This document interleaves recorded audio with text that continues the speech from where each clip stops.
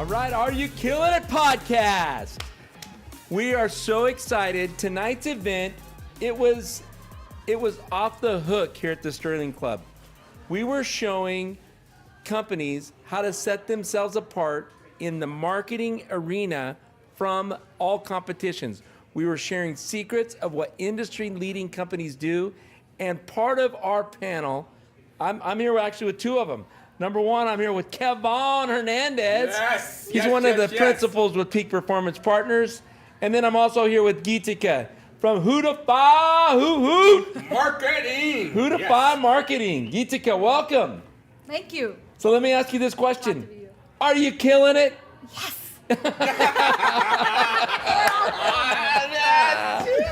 I love it. So when a company comes to you and they say, hey, I need to market my company, I got to get it out there, where do you tell them to start? Well, I tell them to start looking at their competition Ooh. first. Oh, that's smart. And see what they're doing, and look at their industry benchmarks. And that's the reason in my presentation today, I wanted to take everyone behind the scenes and kind of show them, because with a lot of business owners, they're like, oh, we want to run programs, we want to run a campaign, we want to do digital marketing, but we don't know what return we'll get, and that's a very common concern, and rightly so. But I just wanted to give them a roadmap of when they talk to someone about marketing, what are the questions they can ask? How can they first do a little bit of research? And it doesn't take much. You just go on WordStream, you look at what your click-through rate for that industry is, for the benchmark, what your cost per click is, and then go from there. And WordStream, so is it wordstream.com? It's wordstream.com. It's a great tool. I use that tool myself. Yes. And Gitika, one of the things I wanted to say was I think you elegantly so put it great when you said, it's all about doing the research, right? Mm-hmm. Doing the research, understanding what your keywords are, and really finding a legitimate marketing company that's going to work for you, right? Correct. And so what are some of the keys to finding a great marketing company? I think before you start looking for a marketing company, it's important to, and I'm not saying do a lot of, I know business owners are busy. They've got they're wearing multiple hats. They've got a lot to do. But I think a little bit of that preliminary research, and hopefully that was the idea tonight, to kind of give them a little bit of that, what they need to do exactly in those steps. And it's just going to the website and looking up stuff. But I think they need to do a little bit of that research and then set some goals based on those benchmarks, so that when they go to a marketing company, they know what they're giving them also a roadmap and sort of have goals in place, and then have tracking and make sure that company is tracking every single thing and they're on top of it, and they're tweaking things, making changes, and actually improving the performance of the campaigns. Like I said, it's not a magic bullet. It takes time. You got to give the pixel some time to train itself.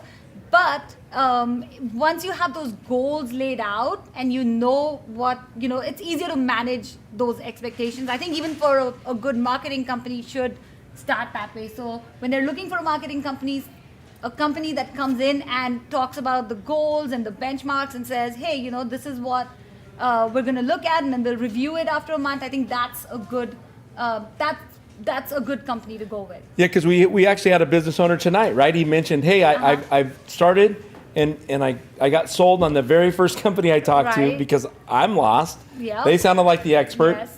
I started spending money and I got nothing. Mm-hmm. And do you hear that a lot when customers? Yes, absolutely. And so how do you take them from somebody that's already kind of gotten beat up a little bit by the marketing industry and shift them into becoming a client and helping them? How does that transition usually work? I think the most important thing is, of course, they look at your work and that's why they're talking to you. But I think the really real important thing, even as a marketer, is to set those goals and have those benchmarks in place. Because, if I'm working with a client and there are no goals set and there's no, there's nothing there, even if I'm doing a great job, they have no idea. They just don't know. They just, you don't have your numbers, and that's why the dashboard, I think, that you guys have come up with is brilliant, and that's another thing that they should have in place before they put in even a penny into their marketing budget or That's awesome. invest That is any awesome. money Yeah. into marketing. Because if you're shooting in the dark Yeah. That's if you so don't true. know your numbers. Yeah. And then wasn't it fun? We had Ava Rose Agency here. That Tyra. was awesome. Yeah. And from the PR perspective, I mean, another great tool Yes. that I don't think many small companies, it's usually the bigger firms and the giant companies that use it. And I don't think enough small companies take advantage of what's available to them because it's scary, right? You Yes. don't know what you don't know. Yes. And I think one of the most important things about what she touched upon was the messaging, right? So when you talk about a PR company, you're talking about what is a PR company going to do for me and my business? Point in case, what happened with the Will Smith slap, right? Yeah. And having a PR company come in and actually, that's what most people think about. That's exactly right. Yeah. They're yeah. And we learned so much more. There's so much more involved with the PR company. Yeah. Yes. That's awesome. In fact, I've had clients, and there's very few that understand, like you said, the importance of having a PR program in place. I have worked with clients where at least one client that understands it, and as a restaurant owner, with COVID when it happened, all of that stuff, we did a lot of messaging around that sort of thing, and then reviews. Yeah. Because they get a lot of online reviews.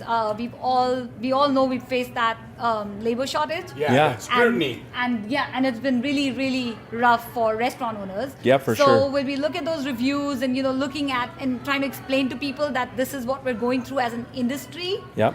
Instead of just leaving those reviews and not really managing them or doing anything about that. And the other thing is doing a press release, trying to get in that local press type thing, whether digital or on TV. Yeah. It's very, very beneficial. So when you find yourself working with a client, are you always looking at like holistic approach? I mean, are you looking at all of the things that you just talked about? Like, hey, what are some of the testimonials, or what are some of the reviews, even both negative and positive? Yes, absolutely. And I would say that because I am more of a marketing generalist.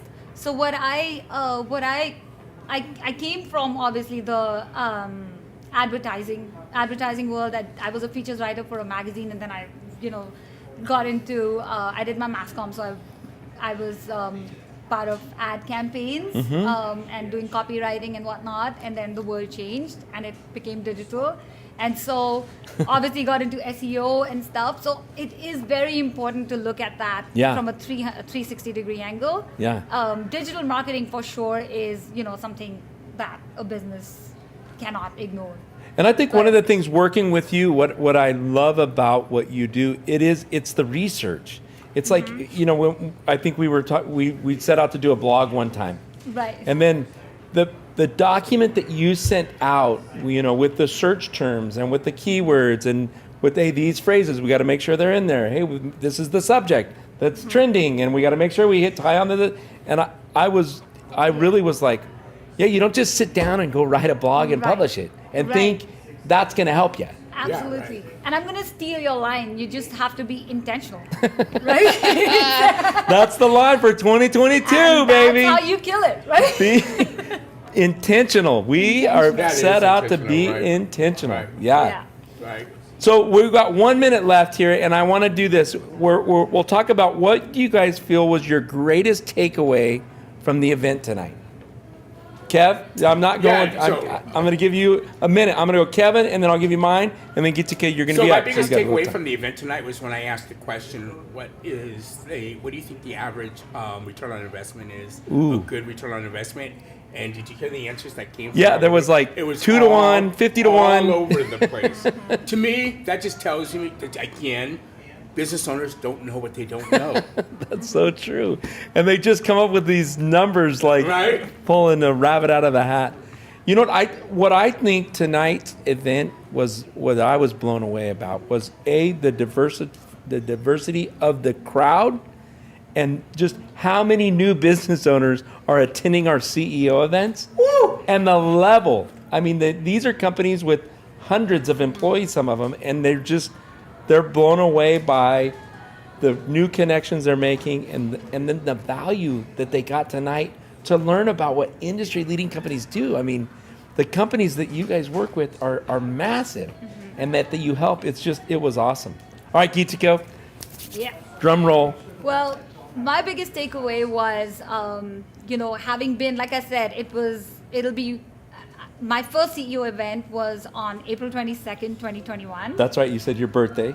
It was my birthday, so I remember the day. But it's been 1 year, and I think I've attended most of the events. Yes, you have. And oh my God, the level of not only the crowd, the presentations, it just keeps getting better. It keeps and I getting think better, yeah. it's just Thank you so much, It's just Geetika. amazing. Yeah, and when they talk about like Battleborn, this was born in COVID. We started I was our gonna say podcast. that. We were the only company that was still meeting in person. Yes. Yes. Without Yes. mask. Yes. And I think you talked about that on your first anniversary. I had what no did I have idea. on So that? that was awesome. I hate that. I put on my jackets and I look have a in and, mask? oh, you know what? No way. Oh, has it's not a one. mask. I was like, I thought it was a mask. I put them on and all of a sudden I Probably pull out don't and I have got a one. mask and I'm like, Mask I put it City. on. So, Right. all right.